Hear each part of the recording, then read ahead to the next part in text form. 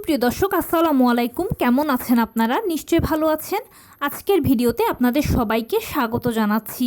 আজকে আমি আপনাদের সাথে শেয়ার করব ডেলিভারির লক্ষণগুলো কি কি এবং কত সপ্তাহ থেকে এই লক্ষণগুলো দেখতে পাবেন।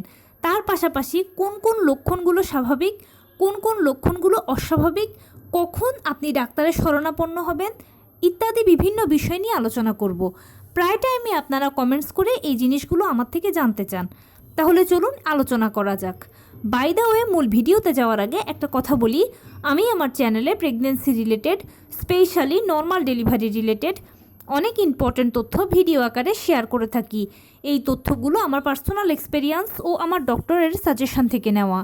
তাই আমার চ্যানেলটিকে যদি একবার আপনারা ভিজিট করেন তাহলে আপনারা আপনাদের প্রশ্নাতীত মনের অনেক প্রশ্নের উত্তর পেয়ে যেতে পারেন। আমন্ত্রণ জানাবো আমার চ্যানেলটিকে একবার ভিজিট করে দেখার জন্য। এবারে চলুন মূল আলোচনায় যাওয়া যাক। আমি শুরুতেই বলেছি আজকে আলোচনা করব ডেলিভারির লক্ষণগুলো কি কি, কত সপ্তাহ থেকে এগুলো দেখতে পাবেন, কখন এগুলো স্বাভাবিক, কখন এগুলো অস্বাভাবিক, কোন সময় আপনাকে ডাক্তারের শরণাপন্ন হতে হবে।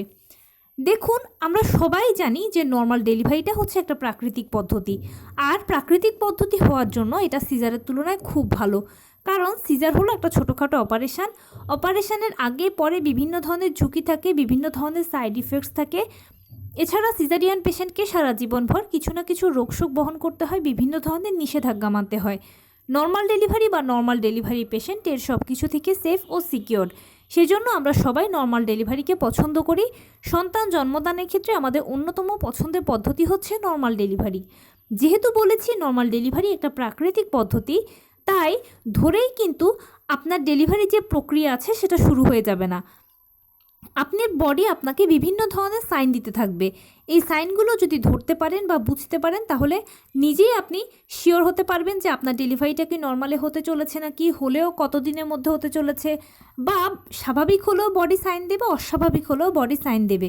স্বাভাবিক সাইনগুলো যদি ধরতে পারেন তাহলে নিশ্চিত থাকতে পারবেন, আর অস্বাভাবিক সাইনগুলো যদি সময় মতো বুঝতে পারেন তাহলে তো ডাক্তারের শরণাপন্ন হতে হবে আপনাকে, এবং নিজেকে বা বাচ্চাকে অনেক বড় ধরনের বিপদের হাত থেকেও পরবর্তীতে রক্ষা করতে পারবেন। তো ডেলিভারির অনেকগুলোই লক্ষণ রয়েছে। যেহেতু আমরা এক একজন মানুষ এক এক রকম, আমাদের বডির স্ট্রাকচার এক এক রকম, প্লাস আমাদের সকলের বডিতে এক ধরনের হরমোন নিঃসরিত হয় না, এক একজনের বডিতে এক এক ধরনের হরমোন নিঃসরিত হয়। সব কিছুর পরিপ্রেক্ষিতে ডেলিভারির একাধিক লক্ষণ রয়েছে, এক একজন এক একটা লক্ষণ দেখতে পান। তবে তার মধ্যে খুব কমন যে লক্ষণগুলো, যেগুলো সবাই কম বেশি দেখতে পান, সেগুলো হচ্ছে কোমরে ব্যথা, তলপেটে ব্যথা, কিছু কিছু ব্যথা যেটা কোমরের এক পাশে হয়তো বাম পাশে ব্যথা করে বা ডান পাশে ব্যথা করে, পায়ের দিকে ছড়িয়ে যায়, অথবা এরকমও ব্যথা হয় যে যৌনাঙ্গের দিকে ব্যথা হচ্ছে। এছাড়া জরায়ু মুখে ব্যথা হচ্ছে, ঘন ঘন প্রস্রাবের চাপ হচ্ছে। আপনি হয়তো বাথরুমে যাচ্ছেন, 1 ফোঁটা প্রস্রাব হচ্ছে অথবা প্রস্রাব হচ্ছেই না, কিন্তু র্যান্ডম একটা প্রস্রাবের চাপ আপনি ফিল করছেন। মাঝে মাঝে পেট শক্ত হচ্ছে, আবার নিজেই ছেড়ে দিচ্ছে, 2-1 মিনিট পর পর এরকম হচ্ছে। তার পাশাপাশি কারো দেখা যায় যে পাতলা স্রাব পা দিয়ে গড়িয়ে পড়ে, কারো আবার আঠালো স্রাব যায়, কারো আবার একদম থকথকে ক্রিমি স্রাব যায়, কারো আবার দেখা যায় যে ভাঙা ভাঙা দুধের স্বরের মতো স্রাব যায়। এই কয়েকটি লক্ষণ বা এই সমস্ত লক্ষণগুলো হচ্ছে কমন লক্ষণ। এই লক্ষণগুলো আপনি নবম মাসে পড়লেই 36 সপ্তাহ থেকেই দেখতে পাবেন। কেননা 37 থেকে 40 সপ্তাহ হচ্ছে নর্মাল ডেলিভারির আদর্শ সময়। নর্মাল ডেলিভারিগুলো 37 থেকে 40 সপ্তাহের মধ্যে হয়ে যায়। কারো 37 সপ্তাহে হয়, কারো 38 সপ্তাহে হয়, কারো বা 39 সপ্তাহে হয়, কারো আবার 40 সপ্তাহে হয়। তাই সবাই মোটামুটি নবম মাসে পা দিলেই 36 সপ্তাহ থেকে এগুলো আপনারা দেখতে পাবেন। যখন আপনার নিজের মধ্যে এই লক্ষণগুলো আপনারা দেখতে পাবেন, সবগুলো দেখতে পারলেও সমস্যা নেই, 2-1টা দেখলেও অসুবিধা নেই।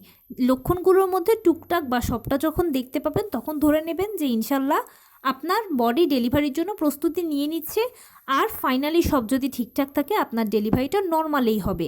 নর্মাল ডেলিভারির আগে বডি এই ধরনের সাইনগুলো দিয়ে থাকে। তবে অনেক সময় অনেক সিজারিয়ান পেশেন্টও আমাকে প্রশ্ন করেন যে আপু, আমি তো সিজার করাবো বা আমার তো ডাক্তার সিজার লাগবে বলেছে, আমি কেন এগুলো দেখতে পাচ্ছি? এর কারণ হচ্ছে যে প্রথমে আপনার জানতে হবে যে কেন সিজার করাতে হচ্ছে। বা অনেকে এরকম আছেন যে আগের বাচ্চা সিজারে হয়েছে, এখন দ্বিতীয় বাচ্চা বা তৃতীয় বা পরবর্তী বাচ্চার সময় এই লক্ষণগুলো দেখতে পাচ্ছেন। এক্ষেত্রেও জানতে হবে যে কেন আগে আপনার সিজার হয়েছে, আপনার সমস্যা না বাচ্চার সমস্যার জন্য হয়েছে। ধরুন আপনার আগে ডায়াবেটিস ছিল, সেই সমস্যার জন্য সিজার করতে হয়েছে। এখন কি ডায়াবেটিস আছে? যদি থাকে তাহলে আবারও সিজার লাগবে। আর যদি না থাকে, আপনি সুস্থ থাকেন, তাহলে সিজার লাগবে না, নর্মাল ডেলিভারি হবে আপনার। এরপরে ধরুন আগের বাচ্চার কোনো একটা সমস্যা ছিল, যেমন ধরুন ওর পজিশন উল্টো ছিল, ওর ব্রিজ পজিশন ছিল, তাহলে আপনার তখন সেজন্য সিজার করাতে হয়েছে। তাহলে এখন এই বাচ্চাটার কি সমস্যা? ওর পজিশন কি ঠিক আছে? ওর পজিশন যদি সেফালিক থাকে, প্লাসেন্টা যদি ঠিক থাকে, সব কিছু যদি ঠিক থাকে, তাহলে এখন আপনার নর্মাল ডেলিভারি হতে পারে, বা নর্মাল ডেলিভারির ভালো একটা চান্স আছে। সেজন্য বডি এই ধরনের সাইন দিচ্ছে। তাই আপনার উচিত এই জিনিসটাকে গুরুত্ব দিয়ে আরেকবার চেক করা, ডাক্তারের সাথে আলোচনা করা। এখানে একটা ইনফরমেশান দিয়ে রাখি, আপনারা যখনই নবম মাস মানে 36 সপ্তাহে পড়বেন, তখনই লাস্ট আলট্রাসোনোগ্রামটা করিয়ে নেবেন। লাস্ট আলট্রাসোনোগ্রামটা একজন গর্ভবতীর জন্য খুবই গুরুত্বপূর্ণ। লাস্ট আলট্রাসোনোগ্রাম বা লাস্ট চেক আপের মাধ্যমে আপনারা জানতে পারবেন যে নর্মাল ডেলিভারি হবে না সিজার হবে। কারণ কি, সর্বশেষ চেক আপের মাধ্যমে বাচ্চার পানি, পজিশান, প্লাসেন্টা, ওজন, বাচ্চা যদি সার্বিকভাবে সুস্থ থাকে এবং আপনি যদি মোটামুটি সার্বিকভাবে সুস্থ থাকেন, তাহলে কিন্তু ডেলিভারিটি ইনশাল্লাহ নর্মালেই হবে, সিজারের কোনো প্রশ্ন আসে না। কারণ 90% ডেলিভারি কিন্তু নর্মালে হয়ে থাকে, আর বাকি 10% ডেলিভারিগুলো সিজারে হয়। বেসিক্যালি সিজারটা কেন করানো হয়? যখন মায়ের কোনো সমস্যা বা বাচ্চার কোনো সমস্যা থাকে, সেই জন্য সিজার। কিন্তু যদি মা বাচ্চার সমস্যা না থাকে, তাহলে ইনশাল্লাহ ডেলিভারি নর্মালে হবে। আপনারা এই জিনিসটা আপনাদের ডাক্তারের সাথে যোগাযোগ করে রাখবেন। অনেকে বলেন যে আপু 40 সপ্তাহ পার হয়ে গেছে, এখনও কোনো লক্ষণ দেখতে পাচ্ছি না, আমি অপেক্ষায় আছি। দেখুন, 40 সপ্তাহ পরে নর্মাল ডেলিভারিটা একটু রিস্ক হয়ে যায়। কারণ কি, 40 সপ্তাহের পরে একটা বাচ্চা মায়ের গর্ভে টয়লেট করে দিতে পারে, সেই টয়লেটটা তারা খেয়ে ফেলতে পারে। সেই টয়লেট যদি একবার তারা খেয়ে ফেলে, তাহলে মারা যাবে। এছাড়া 40 সপ্তাহ পরে মায়ের গর্ভে পানির পরিমাণ কমতে থাকে, অক্সিজেনের পরিমাণ কমতে থাকে, এক কথায় বাচ্চার মৃত্যু ঝুঁকি থাকে। সেই জন্য 40 সপ্তাহ পরে আপনাকে অবশ্যই আপনার ডাক্তারের সাথে যোগাযোগ করতে হবে। 40 সপ্তাহ পড়লেই ডাক্তারের সাথে অবশ্যই যোগাযোগ করবেন। আপনার ডাক্তারের পরামর্শ অনুযায়ী পরবর্তীতে আপনার স্টেপ কী হবে সেটা আপনি জানতে পারবেন। তবে হ্যাঁ, একটা ব্যতিক্রমও আছে। ব্যতিক্রমটা হচ্ছে কি, অনেক সময় দেখা যায় যে অনেক বাচ্চা খুব ভালো সারভাইভ করে, বা সে খুব ভালো সাপোর্ট দিচ্ছে ভেতর থেকে, মাও বেশ ভালো স্ট্রং আছে, সাপোর্ট দিচ্ছে। তখন সেক্ষেত্রে ডাক্তাররা আসলে তাদেরকে 41 সপ্তাহ অপেক্ষা করান এবং অনেকের ডেলিভারিও হয়। কিন্তু ডেলিভারি যেহেতু একটা সেন্সিটিভ ইস্যু, এখানে যেহেতু আমার আপনার চেয়ে ডাক্তার খুব ভালো বলতে পারবেন, যেহেতু ওনারা এক্সপার্ট, সেই জন্য ডেলিভারির ক্ষেত্রে সবসময় ডাক্তারের ওপর ডিপেন্ড করবেন। ডাক্তারের সাথে যোগাযোগ করবেন, পরামর্শ করবেন। আপনার যদি কোনো ওপিনিয়ন থাকে, সেটাও ডাক্তারকে জানাবেন। পরবর্তীতে আপনাদের উভয়ের মিলিত কথাবার্তার মাধ্যমে বা আলোচনার মাধ্যমে ডিসিশন নেওয়া যাবে যে আসলে ডেলিভারিটা কিভাবে হবে।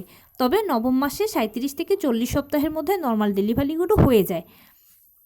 এবারে আসুন বলছি কখন স্বাভাবিক এগুলো, আবার কখন অস্বাভাবিক। আমি যে লক্ষণগুলোর কথা আগে বলে এসেছিলাম, এই লক্ষণগুলো যখন নিজের মধ্যে দেখতে পাবেন, তখন এগুলো স্বাভাবিক, এবং ততক্ষণ পর্যন্ত স্বাভাবিক যতক্ষণ পর্যন্ত আপনি সহ্য করতে পারবেন মতো।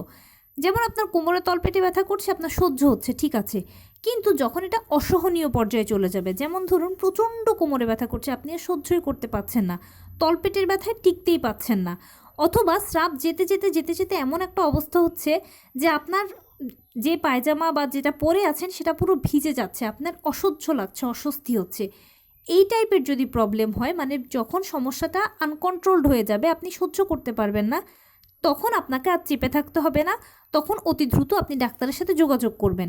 মনে রাখবেন, যে কোনো লক্ষণগুলোই আপনি যতক্ষণ সহ্য করতে পারবেন ততক্ষণ স্বাভাবিক, কিন্তু যদি আপনার অসহ্য লাগে, তখন সেক্ষেত্রে এগুলো অস্বাভাবিক লক্ষণ। আপনাকে তখন অতি দ্রুত ডাক্তারের সাথে যোগাযোগ করতে হবে। ডাক্তারের সাথে পরামর্শ করার পরে ডাক্তার আসলে চেক আপ করে দেখবে যে আপনার কেন এরকমটা হচ্ছে। স্বাভাবিক হলে সেটাও বলবে, এবং পরবর্তীতে যদি অস্বাভাবিক কিছু হয় সেটাও ডাক্তার বলবে, আপনার করণীয়টা আপনাকে জানিয়ে দেবে। এতে আপনি আপনার নিজেকে ও বাচ্চাকে বড় ধরনের বিপদের হাত থেকে রক্ষা করতে পারবেন। অনেকে আমাকে আবার মাঝে মাঝে কমেন্টস করেন যে আমি লক্ষণগুলোর কথা বললাম, এগুলো অনেকে আপনাকে 7 মাসেও দেখতে পান, 8 মাসেও দেখতে পান। যখন আপনারা 6 মাস, 7 মাস, 8 মাসের দিকে এই লক্ষণগুলো দেখতে পাবেন, স্পেশালি বিশেষ করে বারবার পেট শক্ত হওয়া ও ছেড়ে দেওয়া, এই লক্ষণটা যখন বেশি দেখতে পাবেন, তখন 1 সেকেন্ডও দেরি করা যাবে না, আপনাকে অতি দ্রুত ডাক্তারের সাথে যোগাযোগ করতে হবে। কারণ কি, এরকম ঘন ঘন পেট শক্ত হওয়া, ছেড়ে দেওয়া, এটা শুধুমাত্র নবম মাসেই হবে। আর অন্য মাসগুলোতে হওয়া মানে হচ্ছে প্রিম্যাচিউর বেবি হওয়ার সাইন। প্রিম্যাচিউর বেবি মানে হচ্ছে সময়ের আগে বাচ্চা হয়ে যাওয়া। আর অবশ্যই সময়ের আগে বাচ্চা হলে এটা মায়ের জন্য ক্ষতি, বাচ্চার জন্য ক্ষতি, এ বাচ্চাকে বাঁচিয়ে রাখাটাও কষ্টকর। কেননা বাচ্চার তার যে অঙ্গ প্রত্যঙ্গ রয়েছে এগুলো ভালোভাবে তৈরি হয় না। তাই নিজেকে ও বাচ্চাকে প্রিম্যাচিউর বেবি হওয়ার হাত থেকে বাঁচানোর জন্য যদি ষষ্ঠ, সপ্তম বা অষ্টম মাসের গর্ভবতীরা এই ধরনের লক্ষণগুলো নিজেদের মধ্যে দেখেন, তাহলে অতি দ্রুতই আপনারা ডাক্তারের সাথে যোগাযোগ করবেন। আপনার ডাক্তারই পরবর্তীতে বলবে যে আপনার কি করতে হবে, কারণ গর্ভাবস্থা খুবই সেনসিটিভ একটা ইস্যু। এখানে কোনো কিছুই আমার বা আপনার হাতে নেই। ডাক্তাররা চেক আপ করে পরবর্তীতে যা যা ঔষধ দেওয়ার প্রয়োজন বা যা যা করার প্রয়োজন সব কিছু করবে। তাই এটাকে হেলাফেলাভাবে নেওয়ার কোনো সুযোগ নেই।